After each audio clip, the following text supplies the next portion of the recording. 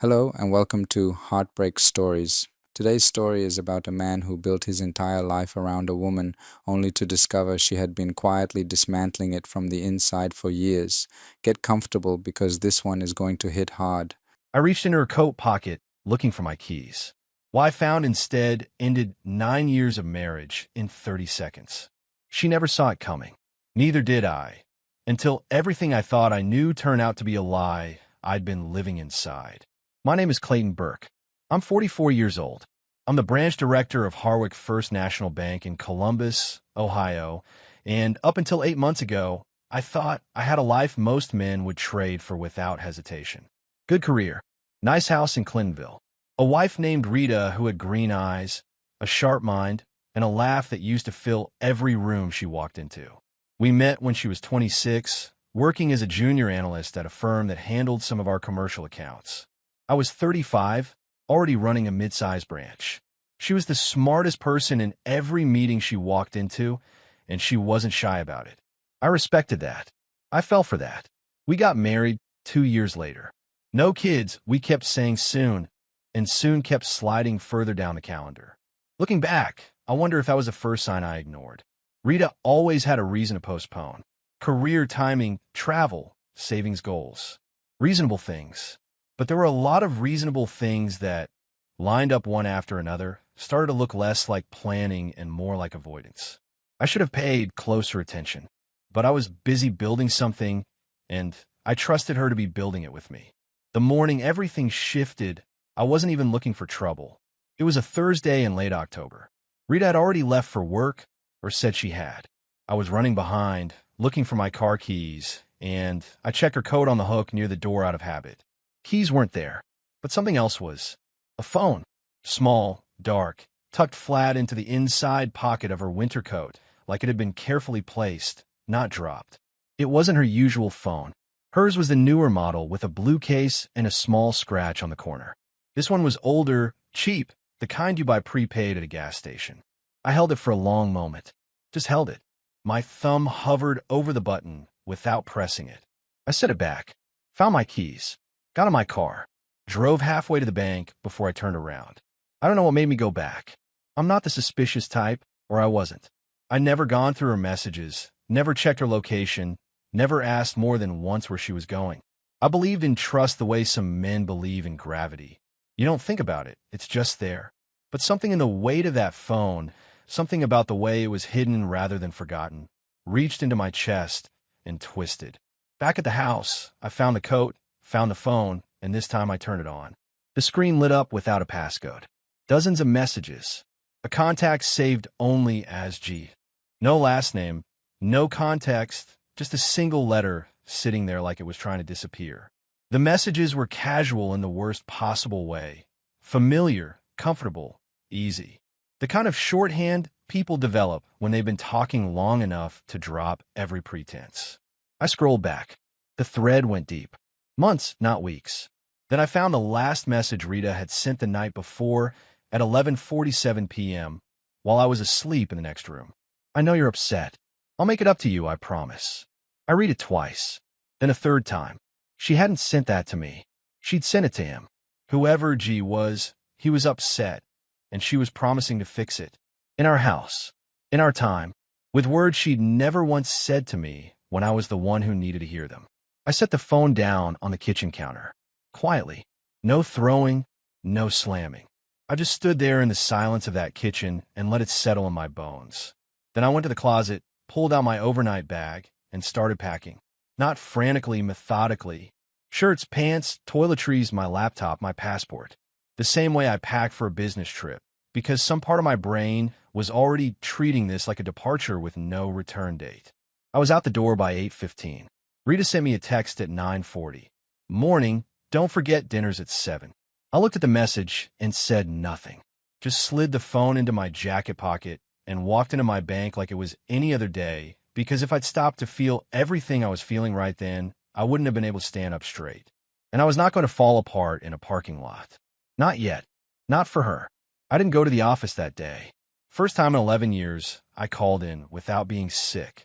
I told my assistant I had a family situation, which was technically true, just not in the way she probably imagined.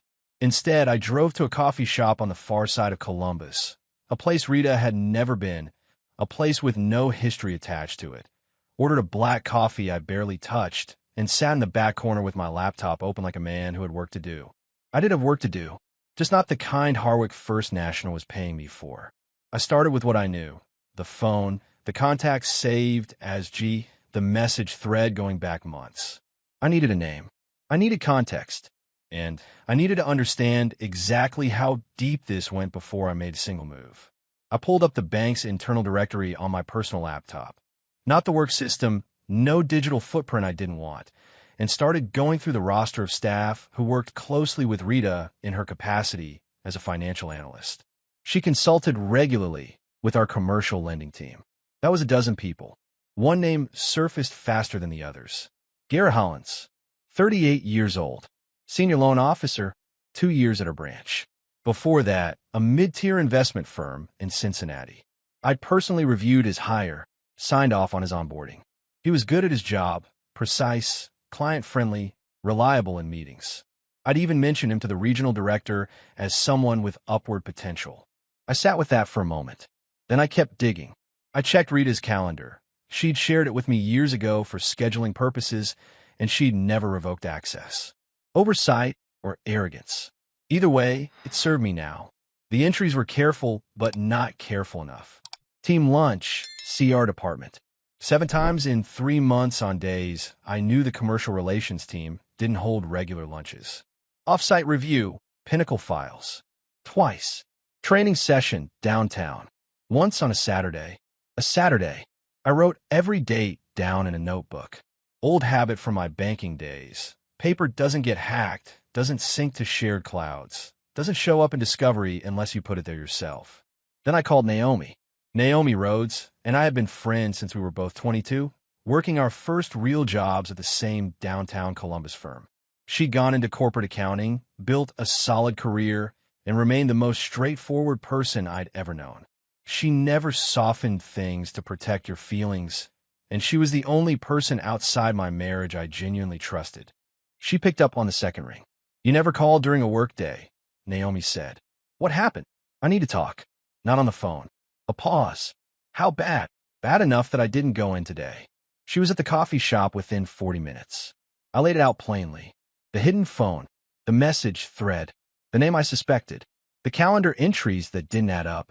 Naomi listened without interrupting, which was unusual for her. When I finished, she leaned back in her chair and studied me the way she always did when she was deciding how honest to be. "You think it's Hollins," she said finally.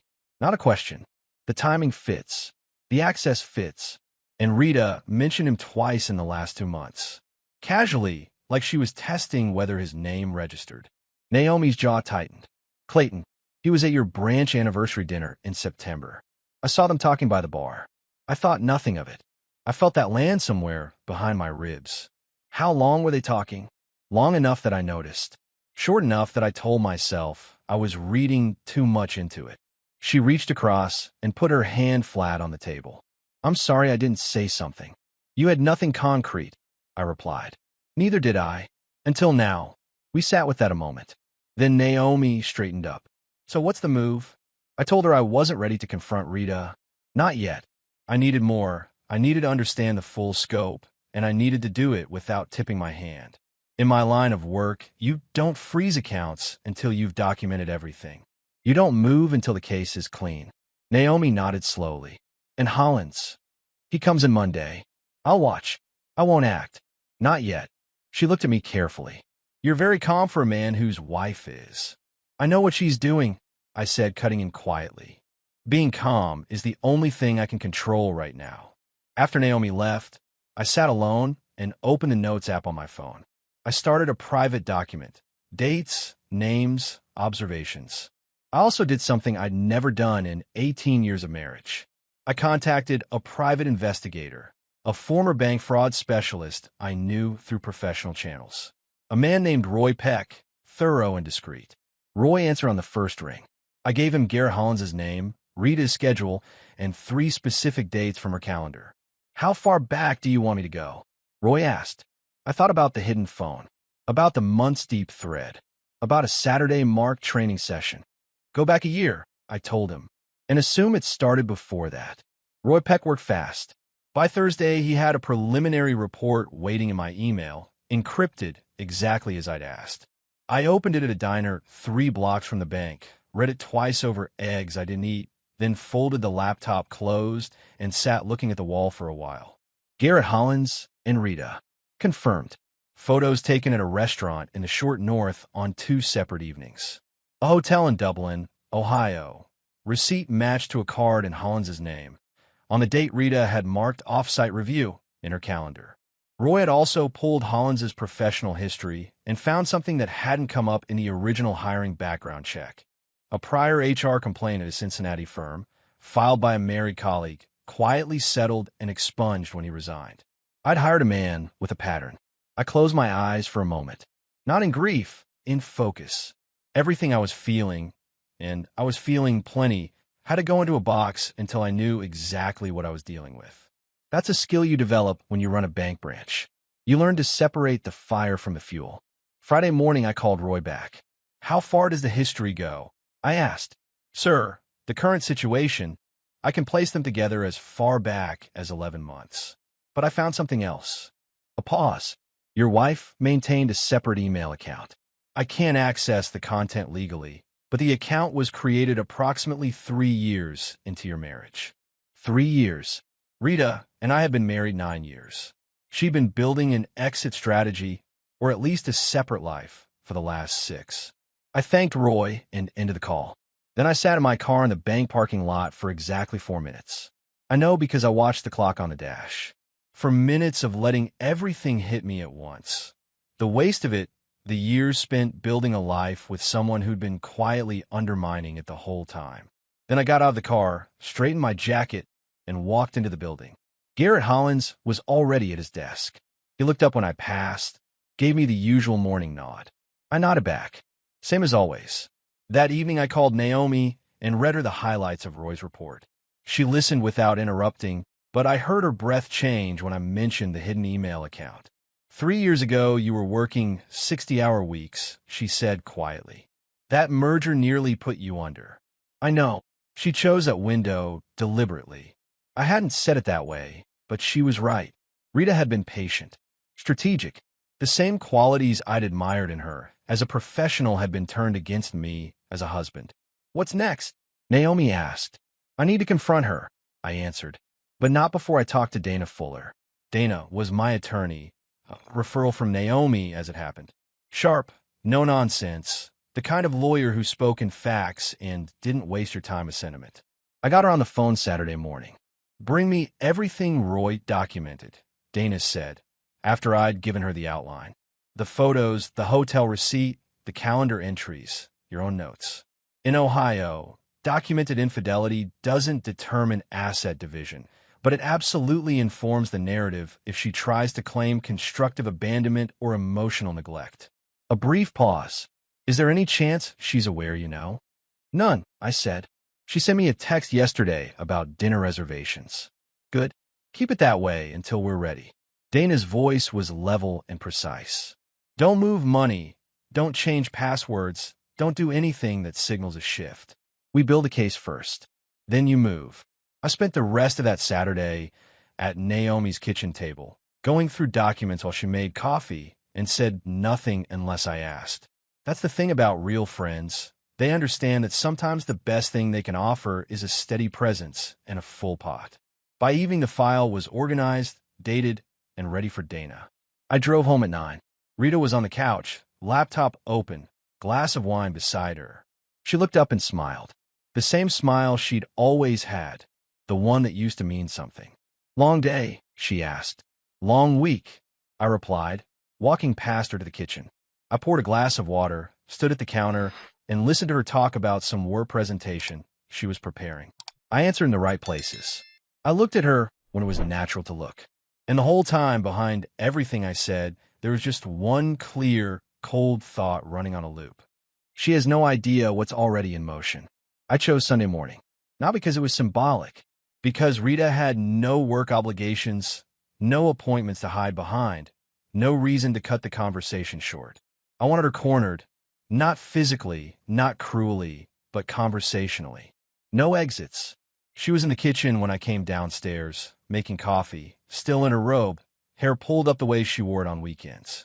She looked relaxed. That was the word. Relaxed, in a house I was about to change the temperature of permanently. I sat down at the kitchen table and set Roy's printed summary. 2 pages, no photos yet, just dates and locations, face up between us. Rita turned, saw the papers, and went very still. "Sit down," I said. Not harshly, just firmly enough that it wasn't a request. She sat. She looked at the papers without touching them, then looked at me. Something moved behind her eyes. Calculation, not guilt. "Clayton, read the first page," I said. She didn't. She kept her eyes on mine. "Where did you get this?" "Read it, Rita." A long pause. Then she looked down. I watched her face as she read. The way it shifted from controlled to brittle as the dates stacked up. When she finished, she set the paper down with hands that weren't quite steady. "It's not what it looks like," she said quietly. "Tell me what it looks like to you," I replied, "and we'll compare notes." Her jaw tightened. She didn't like that. Rita was used to being the sharpest person in the room, and being outmaneuvered on her own ground unsettled her more than I'd expected. "We got close," she said finally. "It got out of hand. It's been over for 2 months. Has it?" "Yes." She met my eyes with something that might have been sincerity if I didn't know better by then. "Clayton, I know I hurt you. I know this looks terrible, but it meant nothing. It was a mistake I let go too far, and I ended it." I let that sit for a moment. Then I leaned forward slightly. "The hotel in Dublin was November 14th, I said. "I have a receipt. Your last message to him on that phone was 4 days ago. So let's try this again without the part where you tell me it's over." The color left her face. "You went through my things," she said, voice tightening. "You had a second phone in your coat pocket." I shot back evenly. "Don't talk to me about boundaries." She stood up, crossed her arms, her default armor, and turned toward the window. "So what do you want, Clayton? You want me to grovel? You want me to beg?" "I want the truth," I said. "All of it. How long, how often, and whether you ever brought him into this house." A silence. Outside, a neighbor's dog was barking somewhere down the block. Rita's shoulders rose once, then fell. 8 months, she said to the window. "Not here. Never here. 8 months." The number landed like something physical. I've been trusting her, building plans with her, talking about the future with her, for 8 months while she was running a second life 3 miles away. I stood up slowly. "I'll be staying at a hotel tonight. My attorney will be in touch with yours by end of week." She spun around. "You're not even going to try to work through this?" I picked up the documents from the table and looked at her. Really looked, the way you look at something you're seeing clearly for the first time. "You had 8 months to work through it, Rita. You spent them hiding a phone in your coat." I walked out of the kitchen. Behind me, I heard her say my name once, then again, then nothing. I took the stairs, finished packing the bag I'd quietly prepared the night before, and was out the front door in under 10 minutes. She sent me a text 40 minutes later. I saw the notification light up the screen on the passenger seat. "Please come back. We can fix this. I'll make it up to you." I watched the screen go dark. I never opened it. I was already gone. The hotel room I checked into was clean, quiet, and completely anonymous. That suited me fine.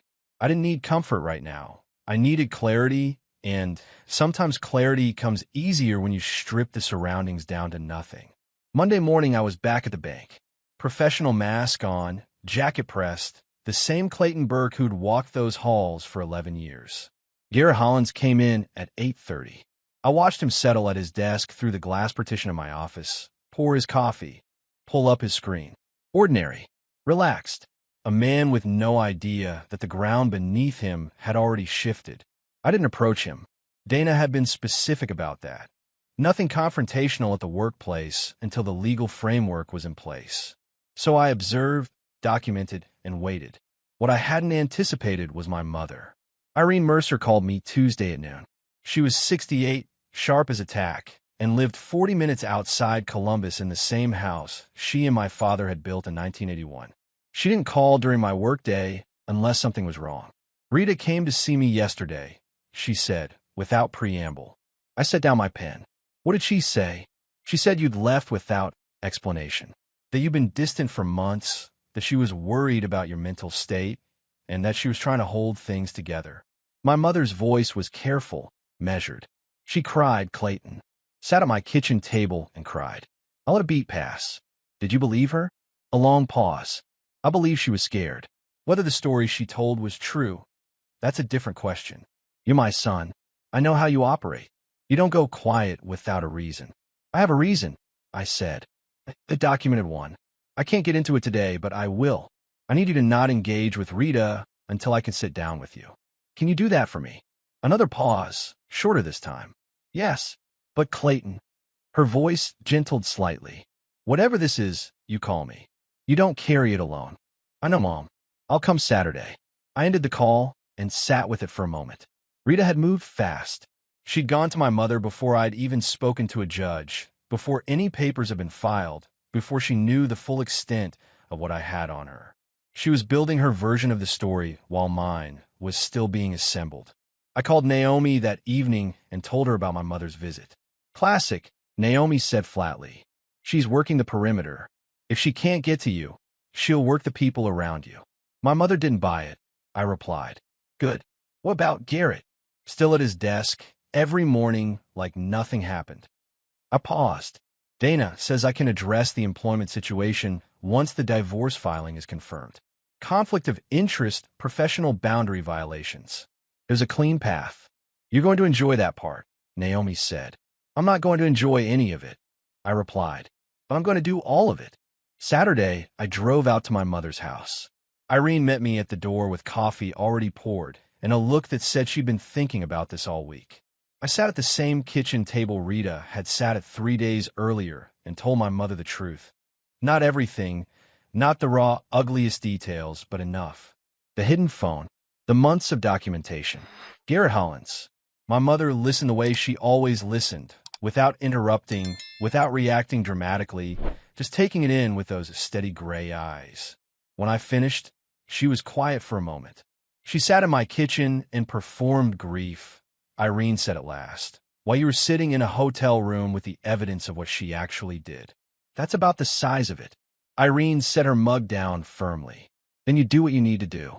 And don't you dare apologize for it. I stayed for dinner. Drove back through the dark with the windows cracked, the cold October air moving through the car. For the first time in a week, something in my chest had settled. Not healed, nothing like that, but steadied. My mother knew the truth. The people who mattered knew the truth. Rita could tell whatever story she wanted. The facts were already filed with Dana Fuller's office. Dana called me on a Wednesday morning, 2 weeks after I'd handed her the full file. Everything's in order, she said. Petition filed this morning. Rita will be served by end of day Thursday. And Clayton, before she is, you need to deal with the situation at the bank. She was right. I've been sitting on it long enough. I called HR Director Pauline Voss at 9 and asked for a closed-door meeting at 2. Pauline was thorough and by the book, exactly what I needed. I laid out the documented relationship between Garrett Hollins and my wife, the professional boundary violations, the conflict of interest it created within the branch structure. I put Roy's photographs on the table and let them speak. Pauline's expression didn't change. She took notes and said she'd loop in regional compliance before the day was out. By 4 o'clock, Garrett Hollins was in that same conference room without me. I didn't watch. I didn't need to. I was in my office reviewing Q4 reports when Naomi texted. Heard from a friend at your branch. Someone packed a box today. I read the message and set my phone face down on the desk. Rita was served Thursday afternoon. She called me 11 times between 4 and 7 p.m. I let every call go. At 7:18, a text arrived. This is not what I wanted. Please call me. We need to talk like adults. I forwarded it to Dana and said nothing else. Friday, Naomi came by the hotel with takeout and a bottle of decent bourbon. We sat at the small table by the window, and she let me talk about the 9 years, about the merger when I'd worked myself to the bone and Rita had been quietly building a second life, about the version of her I'd been holding on along after the real one had moved on. You're not grieving her, Naomi said at one point, watching me carefully. You're grieving who you thought she was. I looked at her across the table. Is there a difference?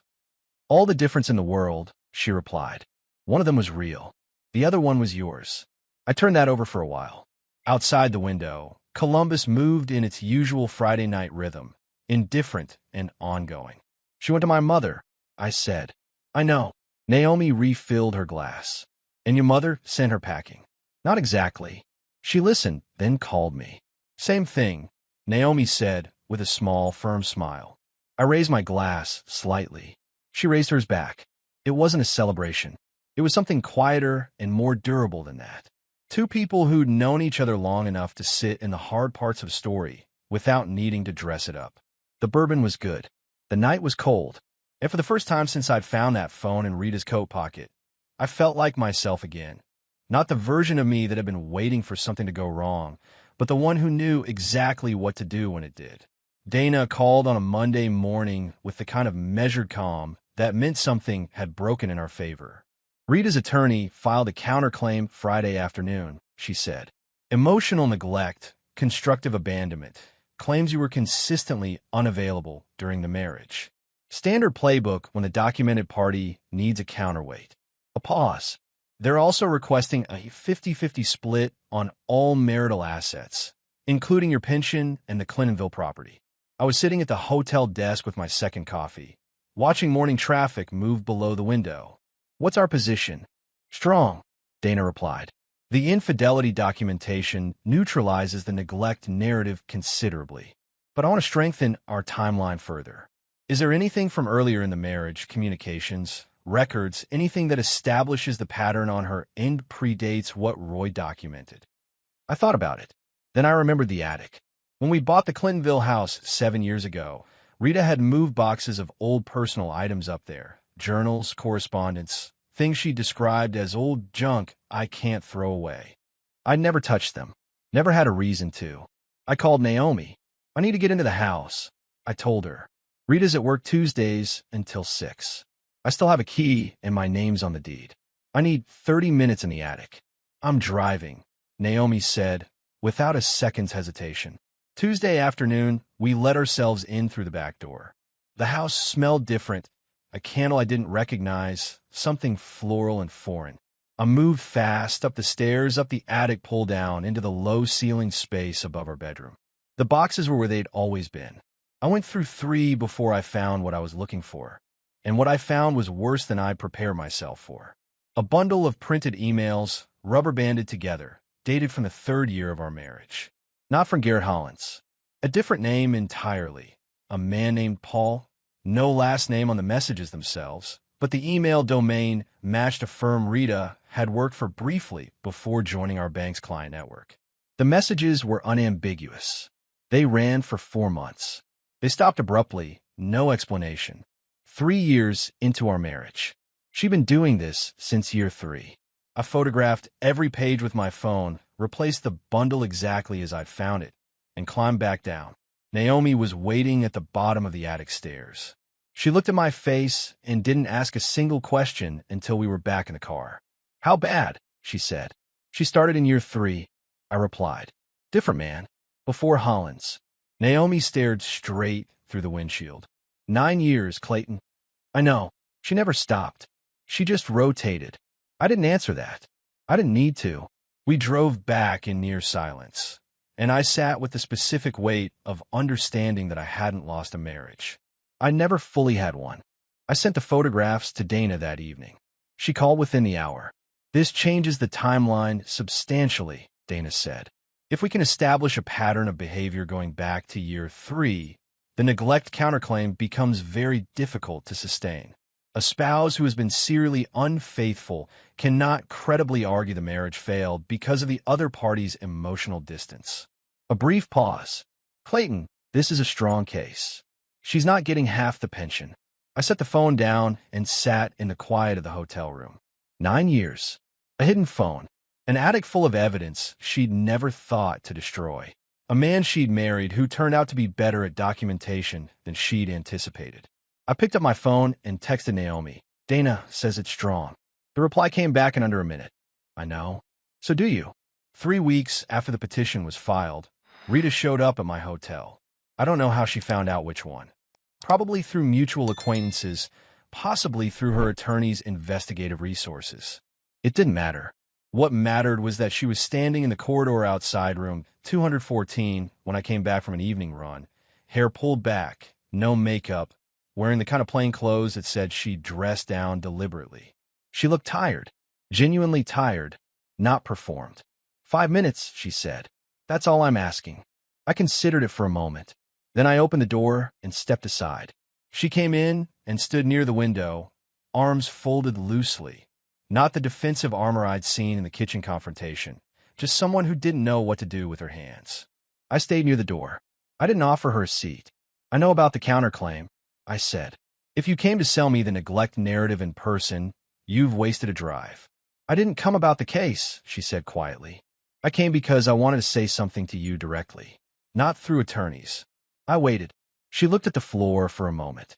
When she looked back up, something in her expression had dropped the strategy entirely. I made choices I can't undo. I know that. I'm not asking you to forgive me or take me back. I needed you to know that what we had in the beginning was real. For me, before I started making it into something it wasn't. I looked at her for a long moment. Rita, I found the emails from year 3. The color left her face. The bundle in the attic, I said. The man named Paul. For months, early in our marriage. I kept my voice level.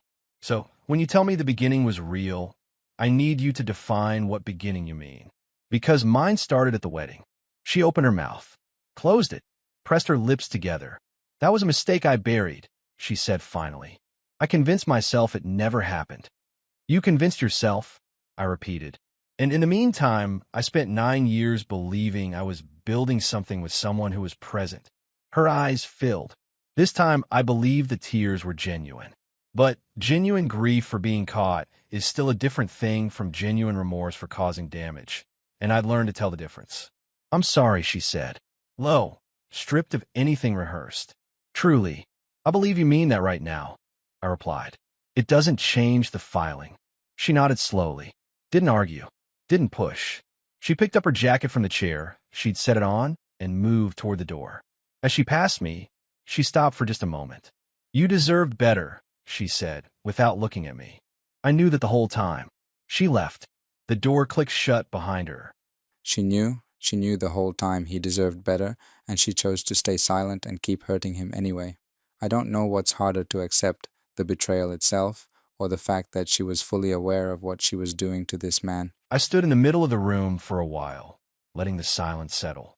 No rage, no urge to call her back, no second-guessing. Just a steady, clear sense of finality, the kind that comes not from winning an argument, but from understanding completely and without remainder that there is nothing left to argue about. I called Naomi. She picked up on the second ring. She came to the hotel, I said. What did she want? To apologize, I replied, and to find out how much I knew. Did it change anything? I looked at the closed door. Not a thing. The hearing was set for a Thursday in January, 9 weeks after Dana had filed the petition. Columbus in January is a particular kind of gray, low sky, bare trees, the kind of cold that doesn't announce itself dramatically but just settles in and stays. I drove to the courthouse alone. Naomi had offered to come. I told her I'd call after. This was something I needed to do, standing on my own 2 feet. Dana was already in the corridor outside the courtroom. When I arrived, briefcase open on a bench, reviewing notes with a focused efficiency I'd come to rely on. She looked up when she heard my footsteps. She's here, Dana said. Her attorney tried to reach me yesterday about a last-minute settlement discussion. I told them we'd hear what they had to say after the session opens. What are they offering? We'll find out. She snapped the briefcase shut. But whatever it is, it's coming from a position of weakness. That email bundle from the attic changed the calculus for Gerald Price. He knows what a pattern of conduct argument does to his clients standing in front of this judge. I nodded. We walked in together. Rita was already seated at the opposing table with Gerald Price, a composed man in a dark suit who carried the practiced neutrality of someone paid to show nothing. Rita was in a charcoal blazer, hair up. She looked composed until the moment I sat down, and then she looked at the table. The judge was a woman named Honorable Carol Strickland, direct, unhurried, clearly someone who had seen every flavor of marital dissolution and was not interested in theater. She opened by acknowledging both filings and inviting preliminary statements. Gerald Price spoke first. He laid out Rita's position with technical precision. The marriage had deteriorated due to mutual distance. The documented incidents were a symptom rather than a cause, and his client sought an equitable division of all marital assets, including the pension and the Clintonville property. Dana let him finish without expression. Then she stood up. She walked the judge through the timeline. Year 3, the printed emails. The current relationship, Roy Peck's documentation. The hidden second phone. The calendar entries. Rita's visit to my mother, designed to preemptively shape the family narrative. She presented it not as drama, but as evidence, chronological, sourced, and methodical. The kind of case that doesn't need to raise its voice because the facts are already speaking at full volume. When Dana sat down, Judge Strickland studied the submitted exhibits for a long moment. "Counsel," she said to Gerald Price, "your client's counterclaim of constructive abandonment is difficult to sustain against a documented pattern of marital misconduct spanning multiple years. I'd encourage you to consult with your client during recess." Gerald Price consulted. Recess lasted 22 minutes. When we reconvened, the counterclaim had been withdrawn. The final terms took another hour to negotiate. Rita received a fair share of the liquid marital assets accumulated during the marriage, savings, joint accounts, a portion of appreciated value in the home. She received nothing from the pension, nothing beyond standard equity from the Clintonville property, given the documented misconduct, and no claim whatsoever to my professional accounts or career earnings. Garrett Hollins, for his part, had already been quietly terminated from Harwick First National on the basis of the professional conduct review Pauline Voss had completed. He was gone by the time the hearing took place, his departure handled through standard HR process. No spectacle, no confrontation. Just a man who had made a serious miscalculation about whose house he was playing games in. When we walked out of the courthouse, the January air hit clean and sharp. Dana shook my hand on the steps and told me the final paperwork would be processed within 30 days. I thanked her. Watcher walked her car. Then I stood on the courthouse steps for a moment, hands in my coat pockets, looking out at the street. It wasn't triumph. I want to be honest about that. There was no surge of victory, no sense of the score being settled. What filled the space where the marriage used to live was something quieter and more permanent. The particular relief of a man who has carried something very heavy for a long time and has finally, cleanly, set it down. I called Naomi from the car. "How'd it go?" she asked. "Clean," I said. "Counterclaim withdrawn. Pension protected. Property protected." A pause. "And Rita, she gets what the law says she's entitled to. Not a dollar more." Naomi was quiet for a moment. "Are you okay?" I watched a delivery truck roll through the intersection ahead of me, the driver completely unaware of what had just happened in the building behind us. Ordinary life just continuing. "I will be," I said, and I meant it. 14 months after that courthouse morning, I was in a different city. Not running, relocating. Harwick's regional director had offered me the district oversight position in Cincinnati 6 months after the divorce finalized. A role I'd been quietly considered for before everything imploded. I took it. New office, broader scope. A reason to point myself forward rather than circle the same geography where every street corner had a memory attached to it. I kept the Clintonville house for 8 months, then sold it. The number was good. I put the proceeds into an account I opened under my name only and left it there untouched while I figured out what came next. Naomi visited twice that first year. We talked on the phone every week or two, the easy, durable kind of communication that doesn't need a reason. She was still in Columbus, still sharp, still the most honest person I knew.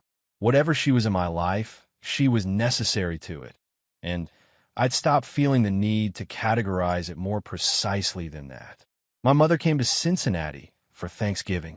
We cooked badly and laughed about it, and she didn't mention Rita's name once, which was the greatest gift she could have given me. I ran into Rita on a Saturday in late February, when I was back in Columbus for a quarterly review. It wasn't planned. I was coming out of a coffee shop on High Street, and she was walking in.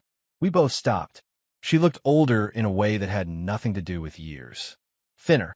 The composure she'd always worn like a second skin was present, but worn at the edges. She had the look of someone who had gotten the life she'd chosen and found it smaller than she'd imagined. We stood on the sidewalk for a moment that lasted about 10 seconds and felt considerably longer. "Clayton," she said. "Rita," I replied. Nothing dramatic. No speeches. She moved toward the door and I moved toward the street. And that was the full extent of it. Two people who had once meant everything to each other, reduced by choices she had made to the exchange of first names on a sidewalk. That evening I sat in my Cincinnati apartment, a clean, spare place on the fourth floor with a view of the river, and opened my laptop. I wrote out the story the way I'd been turning it over in my head for 14 months, the whole arc of it, and posted it anonymously to a Reddit community for men going through the wreckage of broken marriages. I didn't expect much. I wasn't looking for validation. What I got instead was 700 comments and a direct message inbox that took me 2 weeks to work through. Men from every state, every age bracket, every profession, saying variations of the same thing. I thought I was the only one. Thank you for putting it into words. I read every single one. I didn't respond to all of them, but I responded to the ones that needed a reply. The ones where a man was still in the thick of it, still trying to decide whether to stay or go, still wondering if trusting his instincts made him paranoid or clear-eyed. To those ones I wrote the same thing, more or less. Your instincts are not the problem. The only question is whether you're willing to follow them to the truth, even when the truth costs you something. It cost me something. The 9 years, the house, the version of the future I'd built in my head. But what I kept was more valuable than any of it. My name, my record, my ability to look at myself straight. Some losses, when you examine them honestly, turn out to be the most important things you ever let go of. 9 years, and she was running a separate life for most of them. What strikes me most about this story isn't the betrayal, it's how long a person can smile at you across the dinner table while carrying a secret that would destroy everything. Clayton's story is a reminder that the people who hurt us most are rarely strangers. They're the ones we handed the keys to. If this story made you think, if it made you feel something, then it did exactly what it was supposed to do. Thank you for being here. Stay sharp, stay true to yourself, and I'll see you in the next one.